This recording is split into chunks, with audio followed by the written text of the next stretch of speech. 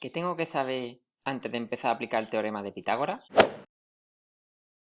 Hola, buenos días. Soy Luis y hoy en matemáticas vamos a ver lo básico que tengo que saber antes de aplicar el teorema de Pitágoras. ¿Vale? El teorema de Pitágoras, como pone por ahí abajo, es un resultado matemático que establece una relación entre los lados de un triángulo rectángulo. Entonces, lo primero que vamos a hacer es aclararnos con lo que necesito para aplicarlo y ver qué notación vamos a utilizar. Lo primero, ¿a qué figura se puede aplicar? Se puede aplicar a triángulo rectángulo. En principio, solo a triángulo rectángulo, ¿vale? ¿Qué es un triángulo rectángulo? Un triángulo que tiene un ángulo recto o de 90 grados. Entonces, como veis por aquí, tengo diferentes triángulos y solo se puede aplicar el triángulo que tiene el ángulo recto, que es esto. A lo mejor estáis preguntando, bueno, entonces, ¿esto que vamos a aprender solo es para triángulos rectángulos? Realmente la respuesta es sí y no. Sí se puede aplicar directamente, únicamente en triángulos rectángulos, pero se puede aplicar también indirectamente en otras figuras. Por ejemplo, como veis por ahí, para calcular la diagonal de un rectángulo, ya que tendríamos un triángulo con un ángulo recto,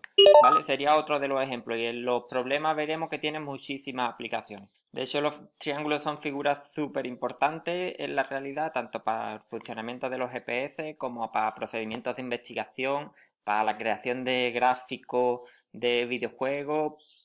Tienen un montón de aplicaciones en la vida real, aparte de las matemáticas, ¿vale? Por eso es súper importante comprender cómo funcionan y comprender sus propiedades.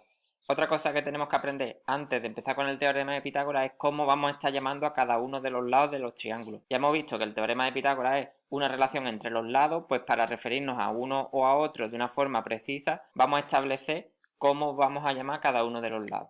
Si tenemos un triángulo rectángulo como el que hay por aquí, veis que el ángulo recto se marca con un cuadradito, ¿vale? Siempre vamos a buscar dónde está el cuadradito para ver cuál es el ángulo recto. Y la hipotenusa sería el lado que está justo enfrente. ¿Veis que aquí os he puesto una flecha azul? Si yo identifico cuál es mi ángulo recto, el que está justo opuesto a ese ángulo se llama hipotenusa. Cuidado con la ortografía. Vale, el lado que está enfrente del ángulo recto se va a llamar hipotenusa y siempre es el lado más largo, ¿vale? Si estoy en cualquier problema o en cualquier situación en la que me sale que la hipotenusa es más corta que alguno de los otros lados, he cometido algún error y tengo que repasarlo, ¿vale? Que se os quede esto en la cabeza.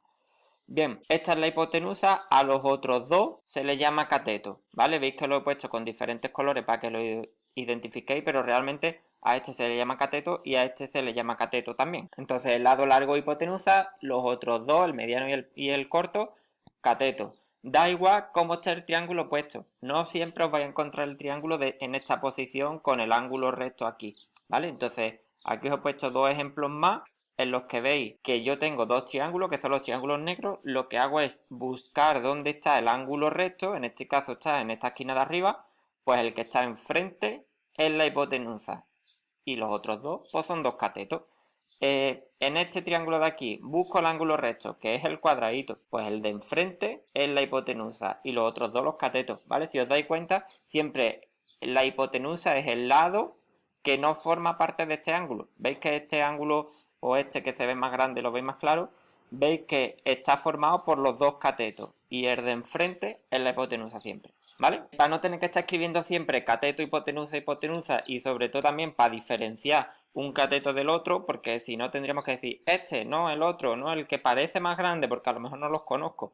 Entonces lo que vamos a establecer es una notación que vamos a estar utilizando durante todo este tema. ¿Vale? ¿Qué notación vamos a estar utilizando? Pues a la hipotenusa le vamos a poner h de hipotenusa. ¿Vale? Fácil. Si tenemos nuestro triángulo, este es el ángulo recto, pues el de enfrente es la hipotenusa, h de hipotenusa. A los catetos, para diferenciarlos, le voy a poner cateto 1 y cateto 2. ¿Vale? Los pongo con un subíndice porque en la fórmula de Pitágoras ya veremos que tiene un superíndice, vamos a tener que elevar al cuadrado.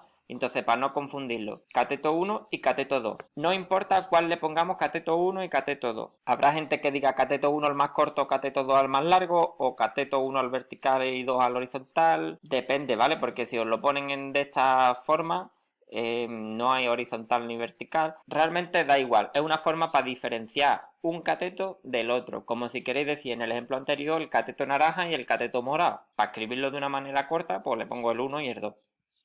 Ya está. Yo sé que podéis haber visto anteriormente o por internet o en el libro o en cualquier sitio otra notación, ¿vale? A veces se utiliza A, B y C Y depende del libro o de donde lo miréis, a lo mejor A es la hipotenusa y B y C son los catetos, o a lo mejor C es la hipotenusa y A y B son los catetos. En fin, cada uno utiliza una notación. A mí lo que me parece más intuitivo es que la H sea de hipotenusa, la C1 de un cateto y la C2 del segundo cateto. Simplemente por eso voy a estar utilizando esta notación, pero si queréis utilizar otra, estupendo. Entonces, resumiendo, en este vídeo hemos aprendido que el teorema de Pitágoras es una relación entre los tres lados de un triángulo que tiene que ser rectángulo, ¿vale? Entonces va a haber una relación entre estos tres lados. El triángulo tiene que ser rectángulo, al lado más largo le voy a llamar hipotenusa y a los dos lados más cortos les voy a llamar cateto. Además, este teorema se va a poder aplicar posteriormente tanto para la resolución de problemas como para otras figuras geométricas si somos capaces de identificar el triángulo rectángulo en la situación en la que nos encontremos. Si creo que ya sé todo lo que tengo que saber del teorema de Pitágoras, estupendo. Déjame por los comentarios qué te ha parecido o si tienes alguna duda, suscríbete y nos vemos en el siguiente. ¡Hasta luego!